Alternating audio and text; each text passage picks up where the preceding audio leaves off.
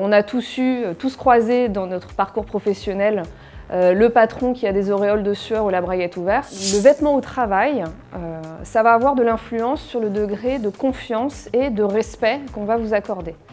C'est quelque chose qui va dans les deux sens, c'est-à-dire vous diffusez une impression et il y a aussi la projection que vos interlocuteurs font sur vous. Donc c'est vraiment un mouvement un peu simultané. Ça concerne donc 100% des gens qui travaillent. Et pourtant, ce sujet-là, il ne paraît légitime que dans quelques rares contextes. Par exemple, effectivement, si vous travaillez avec un uniforme, là il est légitime de parler de ce sujet. Si vous êtes un homme ou une femme d'État, voilà, la garde-robe des présidents, des first ladies, des parlementaires, ça, on peut en parler, c'est un sujet. Ou si, pour le commun des mortels, vous passez un entretien d'embauche, là, on va vous donner des conseils. En dehors de ces contextes-là, c'est un sujet qui, tout simplement, n'existe pas. Parce qu'il y a une confusion, en fait, entre le vêtement et le style. On peut se dire que le style, les préoccupations esthétiques ou de mode, ça concerne un pourcentage infime de la population, alors que tout le monde s'habille. Donc, il y a une confiscation du sujet. Et quand on veut parler du vêtement au travail, il faut passer au-delà de ces clichés, de ces crispations, parce que dès lors que vous voulez aborder ce sujet, tout de suite, on vous soupçonne de consacrer votre temps de cerveau disponible à quelque chose qui n'en vaut pas la peine, qui vous détourne de votre travail.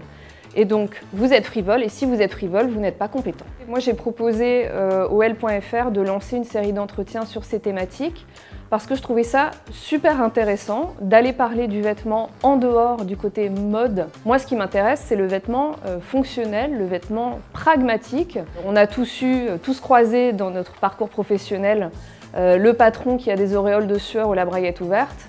Voilà, c'est un sujet. On est regardé, qu'on soit un homme ou une femme, on est regardé au travail. Il faut arrêter de penser que l'aura d'une personne, elle s'arrête au menton et que ce qu'il y a en dessous, ça ne compte pas. Ça compte. C'est vrai que moi-même, quand je suis venue aujourd'hui pour cette interview, je me suis posé la question du blazer. C'est un vêtement qui est absolument incontournable dans l'univers du travail, dans une large majorité des professions.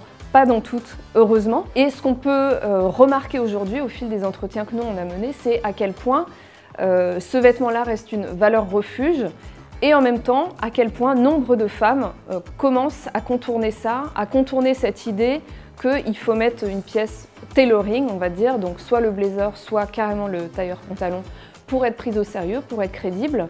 Il y a toute une génération de femmes qui ont adopté ces codes un petit peu masculins qui est en train de quitter le monde du travail et la génération qui monte en puissance maintenant, qui accède aux postes à responsabilité, est très pénétrée de ces questions-là. En tout cas, moi, les femmes avec qui j'ai discuté, qu'elles travaillent dans la finance, dans les professions juridiques, dans les ressources humaines, dans la communication, elles sont toutes attentives à ces codes qui sont en train de se désagréger et à essayer d'apporter quelque chose de plus moderne et de prouver qu'il y a des solutions au-delà du blazer refuge. Moi, ce qui m'intéresse, c'est le vêtement fonctionnel, le vêtement pragmatique. Les femmes avec qui j'ai discuté, qu'elles travaillent dans la finance, dans les professions juridiques, dans les ressources humaines, dans la communication, elles sont toutes attentives à ces codes qui sont en train de se désagréger et à essayer d'apporter quelque chose de plus moderne. J'ai remarqué qu'il y avait des motifs récurrents.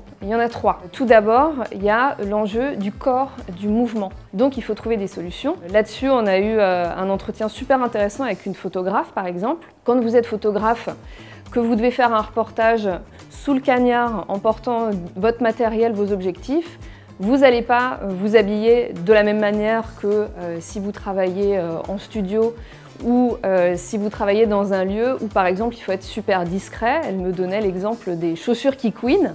Voilà, c'est le genre d'arbitrage, de décision qu'il faut savoir prendre, d'enjeux qu'il faut savoir identifier pour que le corps puisse être au service de votre travail. Il y a vraiment cette dimension du corps qui, idem, est totalement sous-exploité en termes de conversation, de sujets qui sont médiatiquement exposés, qui arrive en première ligne quand on s'intéresse à la garde-robe professionnelle.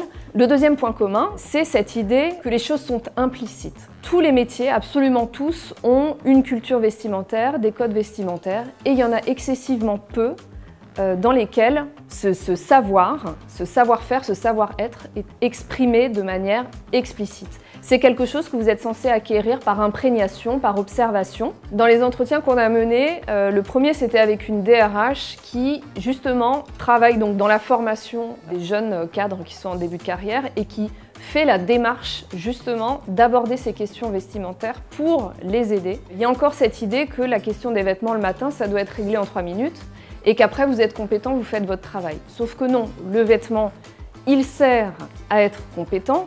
C'est pas quelque chose qui vous dessert en compétences, donc ça participe de tout ça et c'est important d'aborder ces sujets. À côté de ça, il y a certains secteurs dans lesquels il y a des directives qui sont explicites. Ils ne sont pas majoritaires, mais il y en a. Je pense à l'éducation nationale par exemple. Vous êtes censé, et ça c'est dit très clairement, noir sur blanc, être modélisant pour vos élèves. Ça veut dire quoi ? Ça veut dire qu'ils doivent pouvoir projeter sur vous, l'adulte, une fois que vous avez cette directive-là, comment vous l'appliquez? Ça veut dire quoi être modélisant?